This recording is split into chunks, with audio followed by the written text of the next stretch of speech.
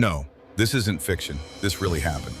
On July 11, 1804, a gunshot echoed across the Hudson River at Weehawken, New Jersey. Vice President Aaron Burr had just shot Alexander Hamilton, one of America's founding fathers, dead. But this wasn't just any duel. This was the explosive climax of years of political warfare, personal vendettas, and the deadly code of honor that governed America's elite. This is the story of how two brilliant men destroyed each other and how their rivalry shaped the very soul of America. Today we're going back to that fatal morning when ambition met honor, when politics turned deadly, and when a nation lost one of its greatest minds to a single, terrible moment of violence.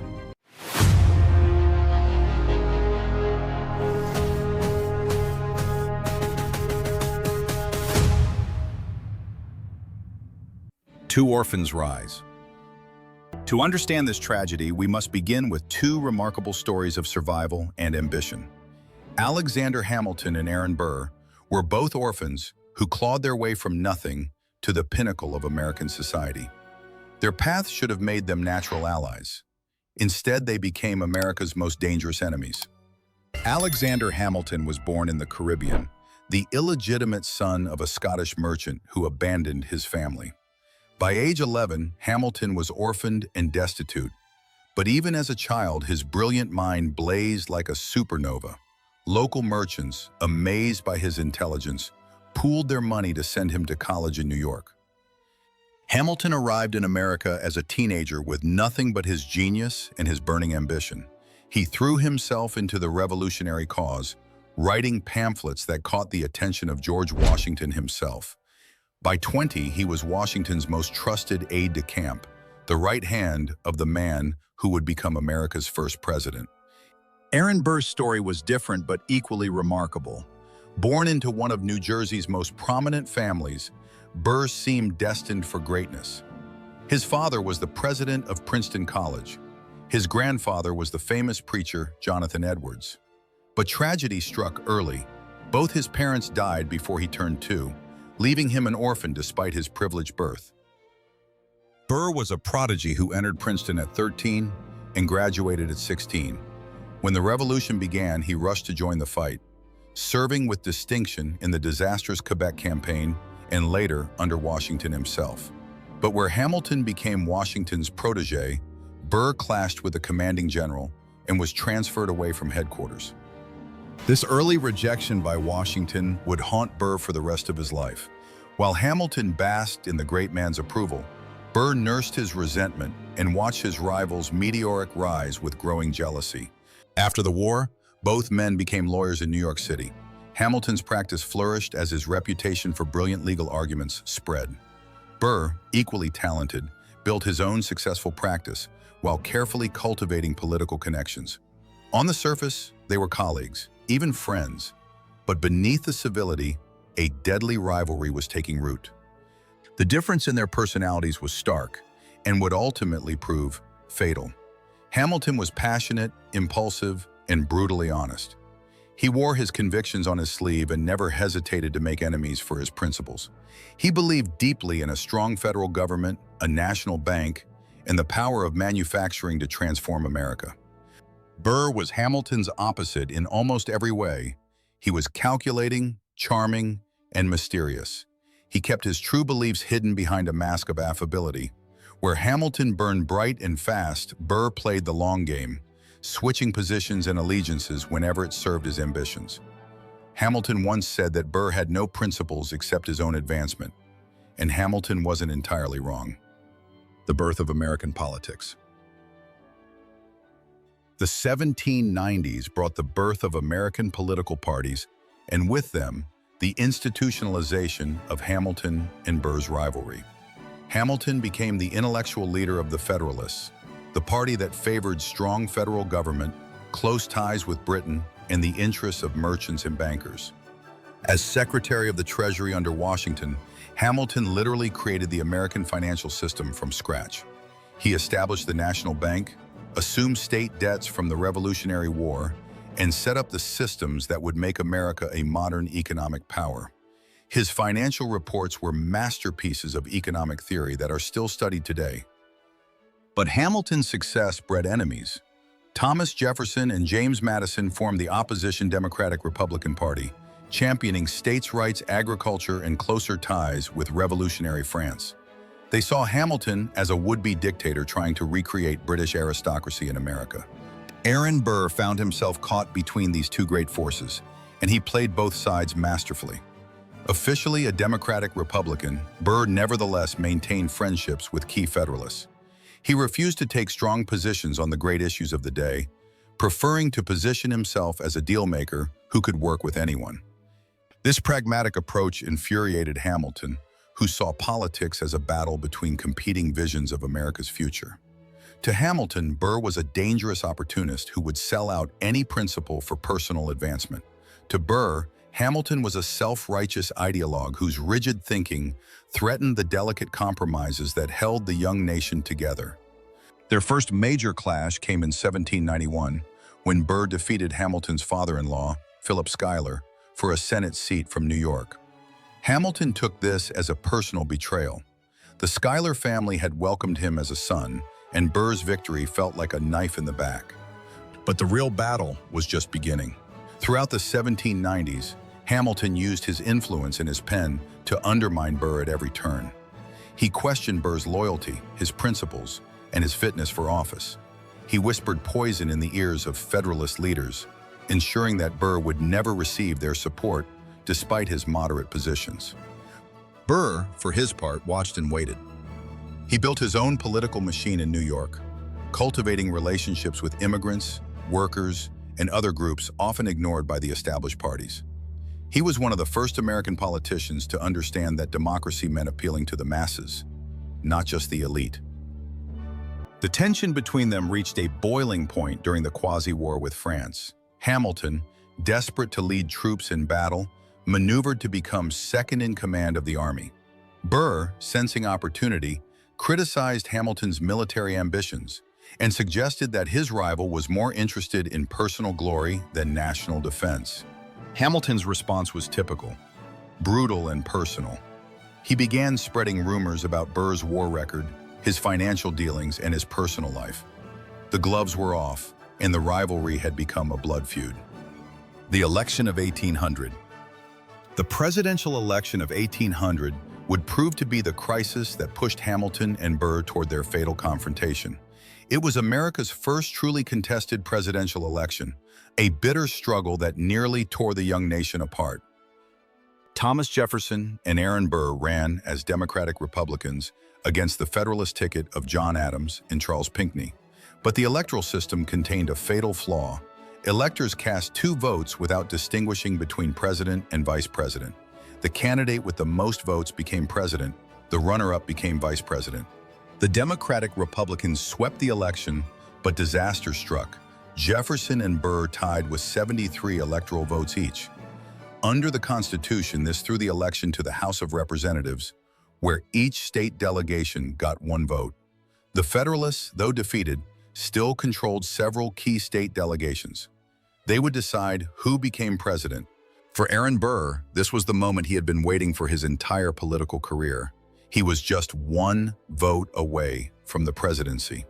All he had to do was make a deal with the Federalists, promise them some cabinet positions or policy concessions, and the White House would be his.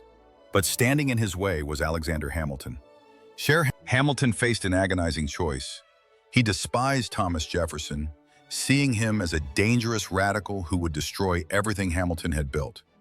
But he despised Aaron Burr even more. In Hamilton's mind, Jefferson was misguided, but principled. Burr was simply corrupt. Hamilton launched a furious lobbying campaign among his Federalist allies. He wrote letter after letter, painting Burr as unprincipled, dangerous, and unfit for the presidency. Mr. Jefferson, though too revolutionary in his notions, is yet a lover of liberty and will be desirous of something like orderly government, Hamilton wrote. Mr. Burr loves nothing but himself, thinks of nothing but his own aggrandizement, and will be content with nothing short of permanent power in his own hands. For 6 days and 35 ballots, the House voted repeatedly. Each time the result was the same, a deadlock. The nation held its breath as rumors spread of civil war, secession, and the collapse of the democratic experiment. Burr's supporters begged him to make concessions to the Federalists, to promise them something in exchange for their votes. But Burr refused. Whether from principle or calculation, he would not bargain for the presidency. Finally, Hamilton's influence proved decisive. He convinced key Federalists to abstain rather than vote for Burr, allowing Jefferson to win. On the 36th ballot, Thomas Jefferson became the third president of the United States. Aaron Burr became vice president, but the damage was done. Burr had come within a hair's breadth of the presidency, only to see it snatched away by Hamilton's intervention. The humiliation was complete and public. Worse, Jefferson made it clear that he would never trust his vice president. Burr found himself frozen out of the administration, a powerless figurehead with no real influence. Hamilton had destroyed Burr's presidential ambitions, but he had also made a mortal enemy. From that moment forward, Aaron Burr began planning his revenge. The vice president's revenge. Aaron Burr's vice presidency was a masterclass in political exile. Jefferson treated him like a dangerous stranger, excluding him from important decisions and denying him the influence traditionally wielded by vice presidents. Burr presided over the Senate with dignity and fairness, but everyone knew he was politically dead. Hamilton, meanwhile, was also finding himself increasingly isolated. The Federalist Party was dying, destroyed by their opposition to the popular War of 1812 preparations and their association with British interests. Hamilton's influence waned as a new generation of politicians took center stage, but Hamilton couldn't resist continuing his attacks on Burr. At dinner parties, in private letters, in casual conversations, Hamilton never missed an opportunity to question Burr's character and fitness for office. These attacks were often vicious and personal, going far beyond normal political criticism. Hamilton spread rumors about Burr's financial dealings, suggesting corruption and self-dealing. He questioned Burr's loyalty to the country, hinting at treasonous connections with foreign powers. Most damaging of all, Hamilton attacked Burr's personal life, spreading gossip about his relationships with women and his allegedly loose moral character. These attacks took their toll. Burr watched as doors closed and opportunities vanished. Old friends became distant. Political allies abandoned him. The Whisper campaign orchestrated by Hamilton was slowly destroying not just Burr's political career, but his entire social standing. By 1804, Burr faced a stark reality. His vice presidency was ending, and Jefferson had made it clear that he would not be on the ticket for re-election. At 58, Burr was staring at political oblivion. His only chance for redemption was a desperate gambit, running for governor of New York. The New York governor's race of 1804 was Burr's last stand. If he could win, he would have a powerful platform from which to rebuild his national political career. The governorship of New York was second only to the presidency in terms of political influence. But once again, Alexander Hamilton stood in his way.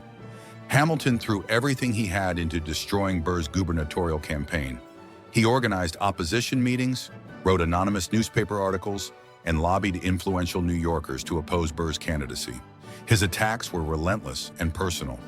Hamilton portrayed Burr as a would-be dictator who would sell out New York's interests for personal gain. He questioned Burr's financial integrity, suggesting that the candidate was deeply in debt and would use the governor's office to enrich himself. Most damaging of all, Hamilton hinted at dark secrets in Burr's past that made him unfit for any public office. The campaign was brutal, even by the standards of early American politics. Hamilton's Federalist allies joined the assault, painting Burr as everything from a secret monarchist to a French spy. Newspapers loyal to Hamilton published devastating attacks on Burr's character and record. Burr fought back as best he could, but he was outnumbered and outgunned. Hamilton's network of influence was simply too powerful. On election day, Burr suffered a crushing defeat, losing by a margin that shocked even his enemies. The loss was devastating. At 58, Aaron Burr's political career was effectively over. He had no office, no influence, and no prospects. Worse, the constant attacks had destroyed his reputation and his financial prospects. He was becoming a pariah in the very society he had once hoped to lead. But the final insult was yet to come. The final insult. In the wake of Burr's electoral defeat, Hamilton's attacks should have ended. The threat was neutralized, the enemy vanquished. But Hamilton couldn't resist one final, fatal blow. At a dinner party in Albany, Hamilton was holding court among a group of Federalist allies. The wine was flowing, the mood was celebratory, and Hamilton was in his element. Brilliant, witty, and absolutely convinced of his own righteousness. The conversation turned to Aaron Burr, and Hamilton's tongue wagged freely. What exactly Hamilton said that night will never be known for certain, but according to Dr. Charles Cooper, who was present at the dinner, Hamilton expressed a still more despicable opinion of Burr, an opinion so damaging that Cooper couldn't even repeat it in writing. Cooper's account of the dinner appeared in a letter to a friend, and that letter found its way into the Albany Register newspaper. The published letter was devastating in its implications. If Hamilton had indeed expressed an opinion of Burr that was even worse than his previous public attacks, what horrible secret was he alleging? When Aaron Burr read Cooper's letter in the newspaper, something inside him snapped. For years, he had endured Hamilton's attacks with stoic dignity. He had absorbed the political damage, the social ostracism, and the financial ruin that Hamilton's campaign had caused. But this final, vague insinuation was too much to bear. The letter was particularly maddening because of its vagueness. Cooper wouldn't specify what Hamilton had said, leaving readers to imagine the worst. In the honor-obsessed culture of early America, such innuendo was often more damaging than specific accusations.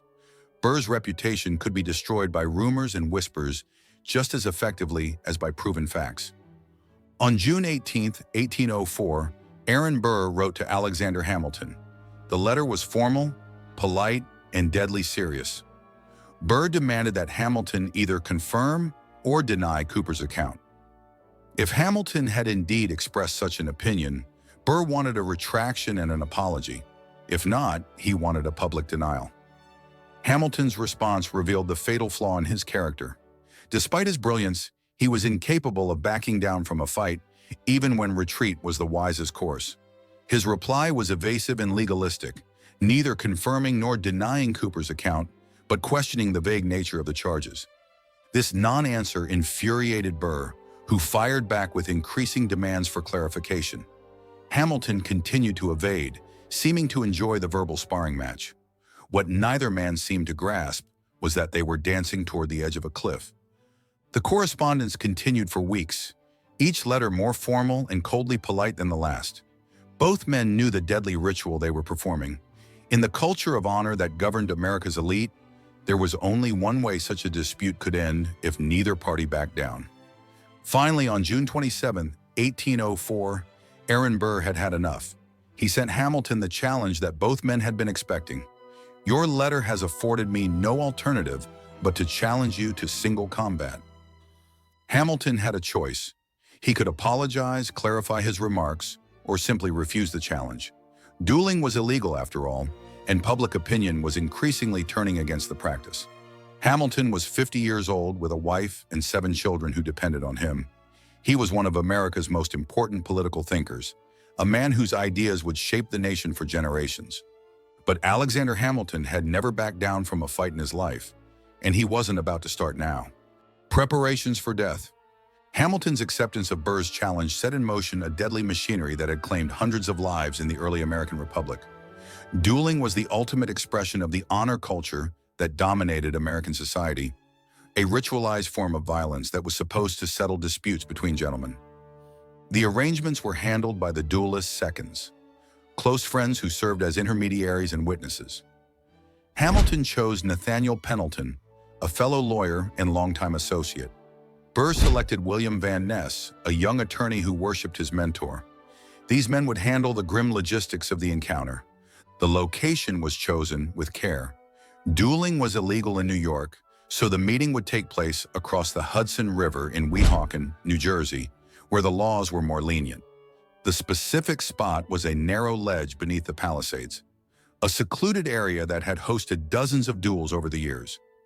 Tragically, this was the same location where Hamilton's eldest son Philip had died in a duel just 3 years earlier. The 19-year-old had been defending his father's honor against a political opponent when he was mortally wounded. Hamilton had watched his beloved son die slowly and painfully, yet he was now walking toward the same fate on the same ground.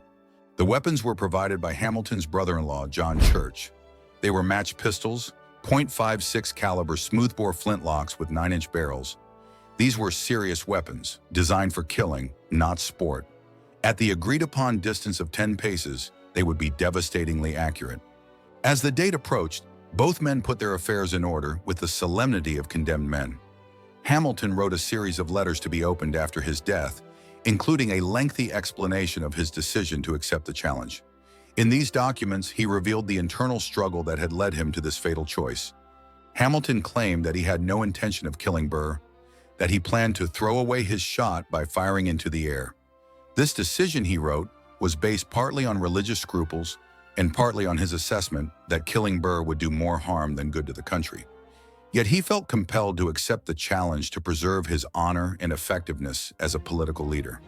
The ability to be in future useful, whether in resisting mischief or effecting good, in those crises of our public affairs which seem likely to happen, would probably be inseparable from a conformity with public prejudice in this particular, Hamilton wrote. In other words, refusing to duel would destroy his reputation and render him politically impotent. Hamilton also drafted a new will, settled his debts as best he could, and spent precious time with his wife Eliza and their children. He attended communion at Trinity Church, seeking spiritual preparation for what might be his final act on earth. Burr's preparations were more practical and less sentimental. He arranged his business affairs, wrote a few letters, and spent time with his beloved daughter Theodosia. But unlike Hamilton, Burr seemed to harbor no religious doubts about the morality of dueling. For him, this was simply the necessary conclusion to years of insults and humiliation. The night before the duel, Hamilton dined with his family as if nothing unusual were planned. He played with his children, conversed normally with his wife, and retired to bed at his usual hour. Whether this was remarkable self-control or callous indifference to his family's potential loss, we will never know. As dawn approached on July 11, 1804, both men prepared for what would become the most famous duel in American history. They could not have known that their private quarrel would echo through the centuries, becoming a symbol of the violent passions that threatened to tear apart the young republic. The fatal morning, July 11, 1804. The sun had not yet risen as Alexander Hamilton made his way to the Hudson River. The air was cool and still, carrying the promise of another sweltering summer day in New York. Hamilton had risen early, dressed carefully in his best coat, and kissed his sleeping wife goodbye for what might be the last time. At the dock, Hamilton met his second, Nathaniel Pendleton, and Dr. David Hosack, the physician who would attend to any wounds. The three men boarded a small boat and rowed silently across the Hudson toward the New Jersey shore. Hamilton seemed calm, almost cheerful, chatting quietly with his companions as they crossed the dark water. On the New Jersey side, Aaron Burr was already waiting with his second, William Van Ness. Burr appeared composed but grim, the weight of the moment clearly pressing on his mind. This was the culmination of decades of rivalry, the final settling of accounts between two of America's most brilliant political minds. The dueling ground at Weehawken was a narrow ledge carved into the face of the Palisades, about 20 feet wide and 30 feet long. It was bordered by dense woods on one side and a sheer drop to the river on the other. The morning sun, just beginning to rise, cast long shadows across the rocky platform. The seconds inspected the ground and marked off the distance. 10 paces, or about 20 feet. At this range, the pistols would be devastatingly accurate. A well-aimed shot would almost certainly prove fatal. The weapons were loaded with single balls and examined by both seconds. The ritual was precise and formal, each step governed by the elaborate code of honor that made dueling a deadly dance rather than simple murder. Hamilton and Burr took their positions at opposite ends of the marked ground. They stood sideways to each other, presenting the smallest possible target, pistols pointed downward. The morning light filtered through the trees, creating a cathedral-like atmosphere for this most unholy sacrament. Pendleton, acting as the presiding second, called out the final instructions. "Are you ready?" Both men nodded. "Present." At this command, both duelists raised their pistols. For a moment that seemed to stretch into eternity, two of America's founding fathers faced each other across 20 feet of rocky ground, each holding the power of life and death in his hand. What happened next would be debated for centuries. According to Hamilton's supporters, he deliberately fired wide, his shot striking a tree branch 12 feet above Burr's head. This was Hamilton's planned throwaway, his attempt to satisfy honor while avoiding bloodshed. He had come to die, not to kill. But Aaron Burr saw something different. To him, Hamilton appeared to be taking careful aim, sighting down the barrel of his pistol with deadly intent. Whether Hamilton was actually aiming or simply following the natural motion of raising his weapon, Burr could not tell. All he saw was his enemy's pistol pointing in his direction. The sound of Hamilton's shot echoed across the river, but before anyone could determine where it had gone, Burr's pistol spoke in reply. The .56 caliber ball struck Hamilton just above his right hip, tearing through his liver and lodging against his spine. The impact spun Hamilton around and sent him crashing to the ground, his pistol flying from nerveless fingers. "I am a dead man," Hamilton gasped as Dr. Hosack rushed to his side. The physician's examination confirmed Hamilton's assessment. The wound was mortal. Burr took a step forward, seeming genuinely shocked by what he had done. For a moment, the mask of cold calculation slipped, revealing something that might have been regret or horror. But Van Ness quickly hustled him away from the scene, warning that lingering could lead to arrest and prosecution for murder. As Burr disappeared into the woods, Hamilton lay dying on the rocky ledge where his son had fallen 3 years before. The great architect of America's financial system, the passionate defender of the Constitution, the brilliant political theorist who had shaped a nation, Alexander Hamilton was finished at 50 years of age by a single moment of violence. Death of a founding father. The boat ride back to New York was a nightmare of pain and approaching death. Hamilton drifted in and out of consciousness as Dr. Hosack and Nathaniel Pendleton tried desperately to make him comfortable. The bullet had done devastating internal damage, and 19th century medicine could offer little hope for such a wound. When they reached the New York shore, Hamilton was carried to the home of William Bayard, a close friend who lived nearby. Word spread quickly through the city that Alexander Hamilton was dying, and soon the house was surrounded by grieving friends and political allies. Eliza Hamilton arrived to find her husband paralyzed from the waist down, his skin growing pale as internal bleeding sapped his strength. Their 7 children, ranging in age from 2 to 20, gathered around the bedside to say goodbye to their father. Hamilton's final hours were marked by extraordinary composure and dignity. Despite the excruciating pain, he dictated letters, settled final business matters, and spoke words of comfort to his devastated family. He seemed more concerned with their welfare than with his own approaching death. The physicians, and the best in New York, could do nothing but administer laudanum for the pain and wait for the inevitable. Hamilton's vital organs were shutting down one by one, his body unable to cope with the massive internal trauma. Throughout the long night and run into the next day, Hamilton held on with remarkable tenacity. He spoke of his love for his family, his hopes for the country's future, and his faith in divine providence. To Bishop Benjamin Moore, who administered last rites, Hamilton expressed deep remorse for his role in the duel and his hope for God's forgiveness. As the end approached, Hamilton's thoughts turned to eternal matters. "I have a tender reliance on the mercy of the Almighty through the merits of the Lord Jesus Christ," he whispered to his wife. These would be among his final coherent words. On July 12, 1804, at 2 o'clock in the afternoon, Alexander Hamilton died. He was 49 years old, cut down in the prime of his intellectual powers by a conflict that had spiraled far beyond anyone's control. The news of Hamilton's death shocked the nation. Within hours, church bells were tolling in cities from Boston to Charleston. Newspapers draped in black announced the tragedy in stark headlines. Even Hamilton's political enemies expressed shock and sorrow at the loss of such a brilliant mind. The funeral, held at Trinity Church in Lower Manhattan, drew thousands of mourners. The cortege stretched for blocks as New Yorkers lined the streets to pay their respects.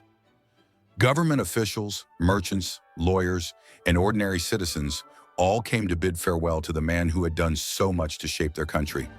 But perhaps the most poignant moment came when the funeral procession passed Hamilton's old law office. There, hanging in the window, was a sign that would remain for weeks.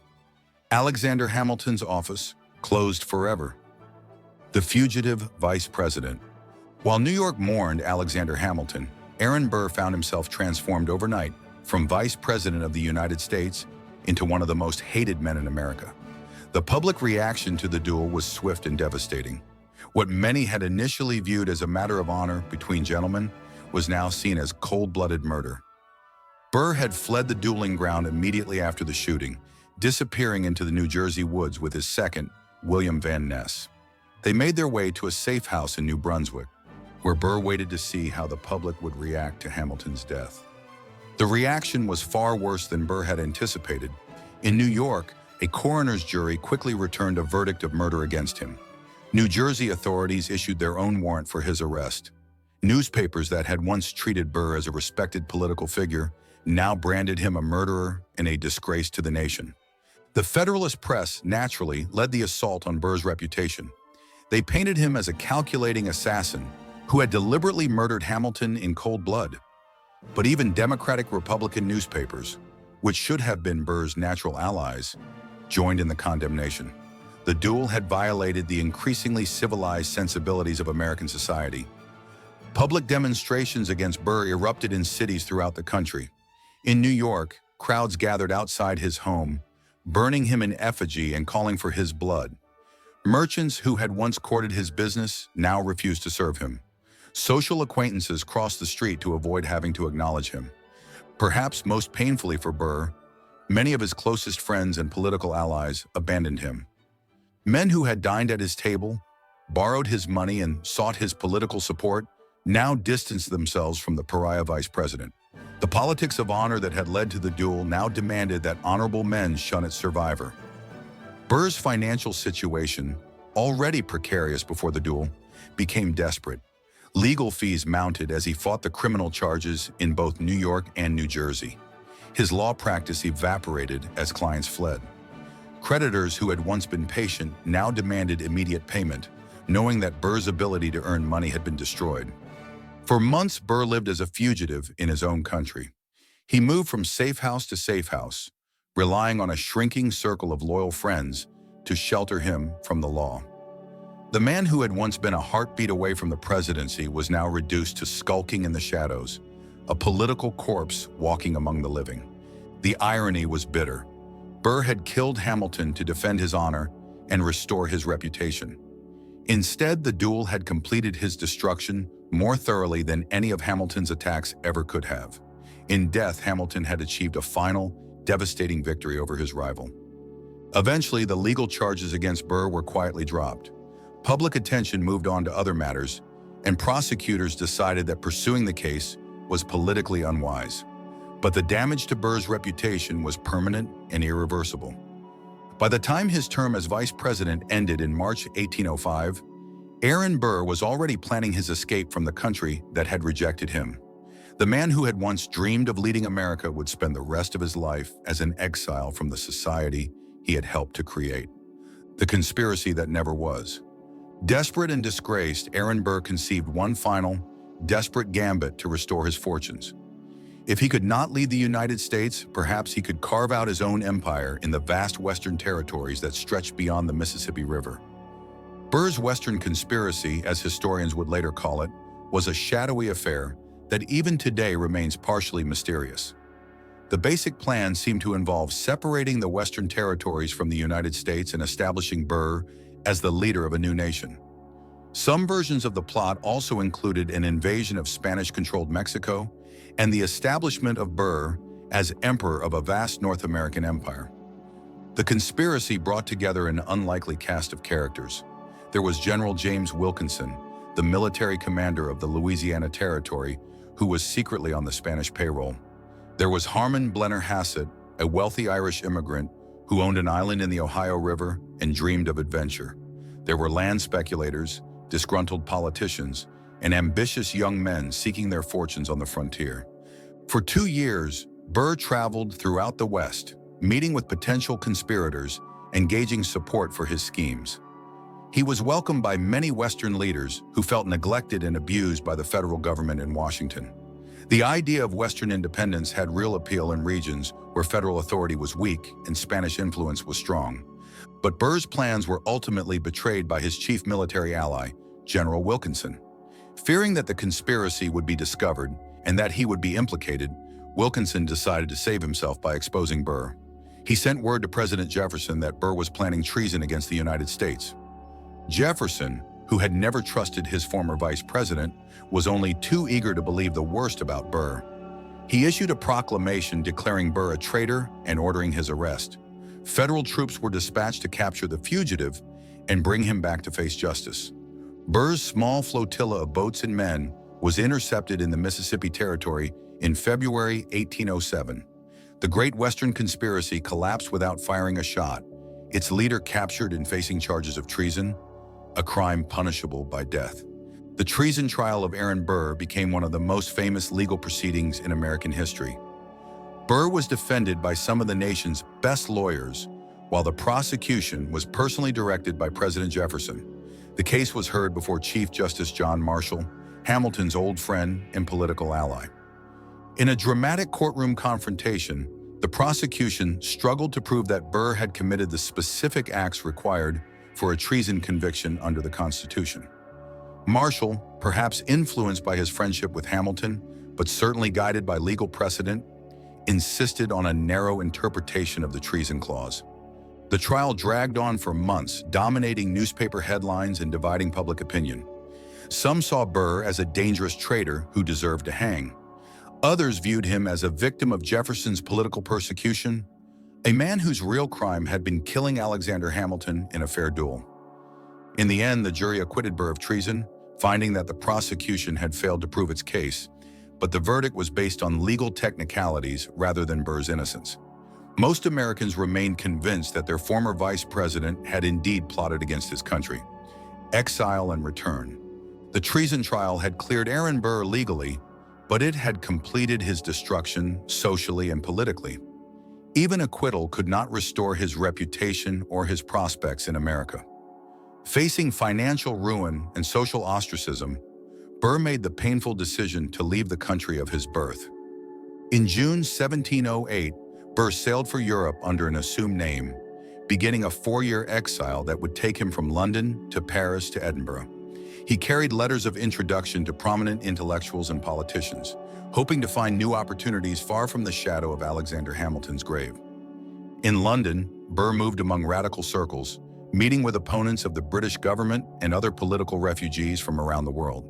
He pitched various schemes to British officials, including plans to separate the American West from the United States and proposals for filibustering expeditions against Spanish America. But the British, embroiled in their life and death struggle with Napoleon, had little interest in Burr's grandiose plans. Burr's time in Europe was marked by constant financial hardship and growing desperation. His letters to friends back in America painted a picture of a man slowly being crushed by exile and poverty. He pawned his possessions, borrowed money from strangers, and lived in increasingly shabby lodgings as his resources dwindled. Perhaps most painfully, Burr was cut off from his beloved daughter, Theodosia, the one person whose love had remained constant throughout his disgrace. Their correspondence across the Atlantic was one of the few bright spots in his dark exile, but even these letters were tinged with sadness and regret. In Paris, Burr tried to interest Napoleon's government in his schemes, but the French were no more receptive than the British had been. The former vice president found himself increasingly isolated, a man without a country or a cause, living on the margins of European society. By 1812, Burr had exhausted both his schemes and his resources. The War of 1812 between Britain and America provided him with an opportunity to return home without seeming to flee from his creditors. He arrived in New York in May 1812, after 4 years of bitter exile, to find a country that had largely forgotten him. The America that Burr returned to was a different place from the one he had left. The Federalist Party was dying, killed by their opposition to the popular war. A new generation of politicians had taken center stage, men who knew Burr only as a relic of an earlier, more violent era. The passions that had led to his duel with Hamilton seemed like ancient history. Burr attempted to rebuild his law practice, but found few clients willing to hire the notorious duelist. He lived quietly in New York, gradually rebuilding some semblance of a normal life. But he was a shadow of his former self, a man whose best years had been consumed by ambition, rivalry, and ultimately, violence, the final tragedy. Just as Aaron Burr seemed to be finding some measure of peace in his reduced circumstances, fate delivered one final, crushing blow. In December 1812, his daughter Theodosia boarded a ship in Charleston, South Carolina, bound for New York to visit her father. She was 30 years old, recently recovered from illness, and eager to see the man who had shaped her life and mind. Theodosia Burr Alston was extraordinary in her own right.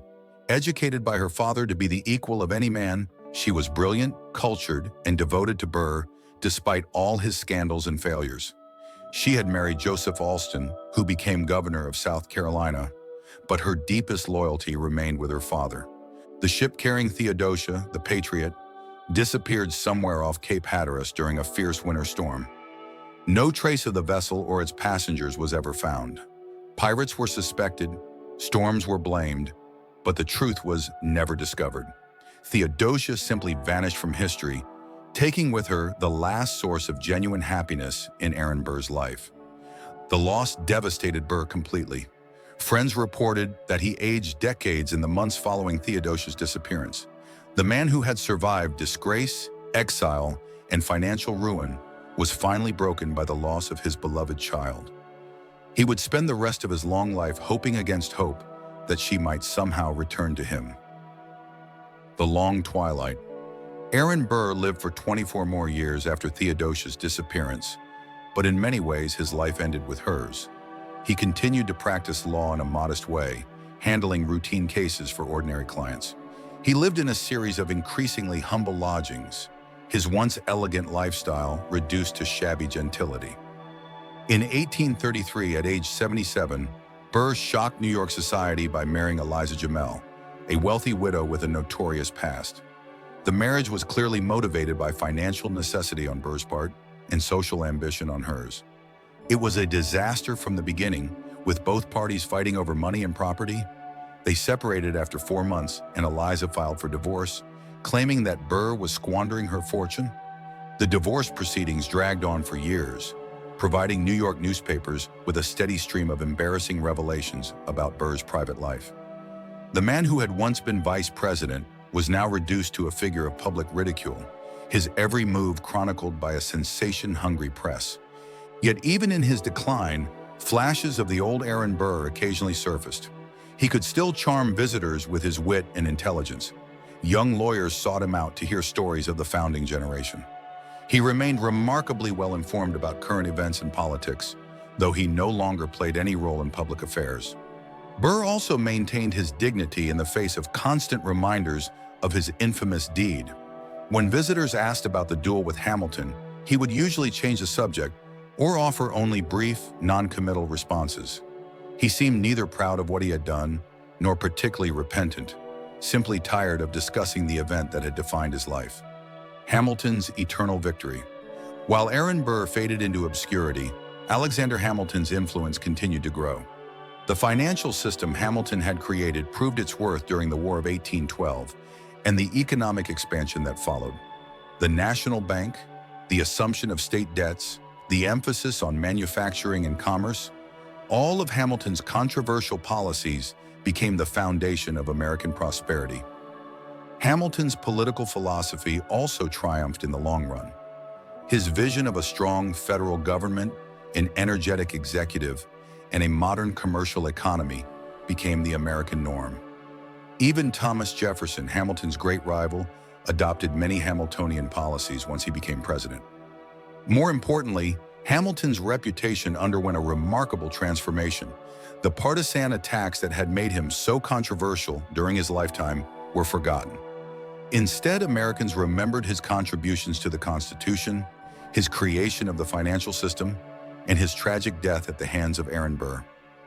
Biographers portrayed Hamilton as a martyred genius, cut down in his prime by a jealous rival.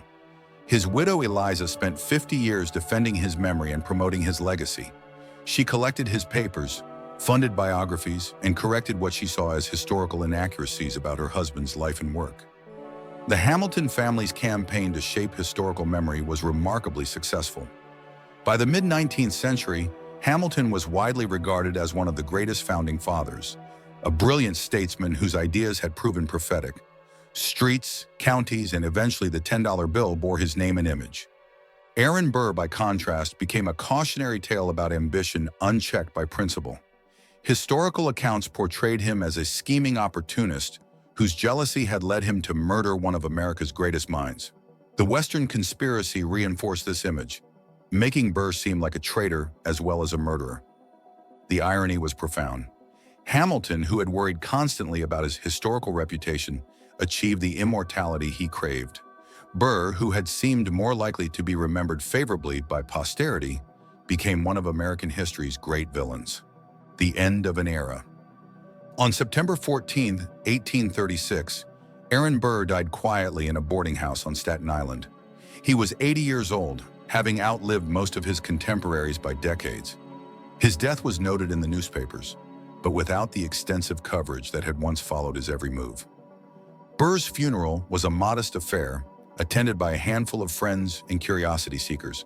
There were no grand eulogies, no state ceremonies, no extended tributes to his contributions to American independence. He was buried in the President's lot at Princeton Cemetery, near his father and grandfather, but even this honor seemed more about his family name than his personal achievements. With Burr's death, the founding generation finally passed into history.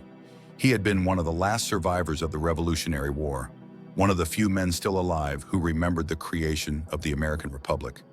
His passing marked the end of an era when politics was intensely personal and disputes were sometimes settled with pistols at dawn. The America that mourned Alexander Hamilton and ignored Aaron Burr's death was a very different country from the one they had helped create. The violent passions of the early republic had given way to more civilized forms of political combat. Dueling was disappearing, replaced by ballot boxes and legislative debates. The duel's lasting legacy. The Hamilton-Burr duel became one of the most famous events in American history, but its significance extends far beyond the personal tragedy of two brilliant men destroying each other. The duel represented the end of the founding generation's direct influence on American politics and the beginning of a more democratic, less violent political culture. The public revulsion against the duel helped accelerate the decline of dueling as a social institution. While affairs of honor would continue for several more decades, particularly in the South, they never again involved such prominent national figures. The idea that political disputes should be settled with violence gradually became unacceptable to American society. The duel also highlighted the fundamental tension between honor and democracy that plagued the early republic. The Founding Fathers had created a system based on popular sovereignty and majority rule, but they remained trapped in an aristocratic culture that valued personal honor above political principle. Hamilton and Burr died because they could not reconcile these competing values. Perhaps most importantly, the duel demonstrated the destructive power of personal animosity in politics. Hamilton and Burr's rivalry began as a legitimate disagreement about policy and governance, but it escalated into a personal hatred that ultimately consumed both men. Their inability to separate the political from the personal led directly to the tragedy at Weehawken. The lessons of the Hamilton-Burr duel remain relevant today.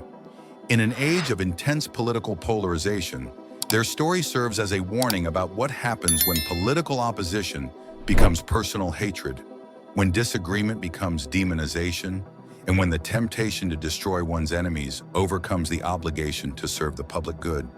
Alexander Hamilton and Aaron Burr were brilliant men who should have been remembered as heroes of American independence and architects of the Republic.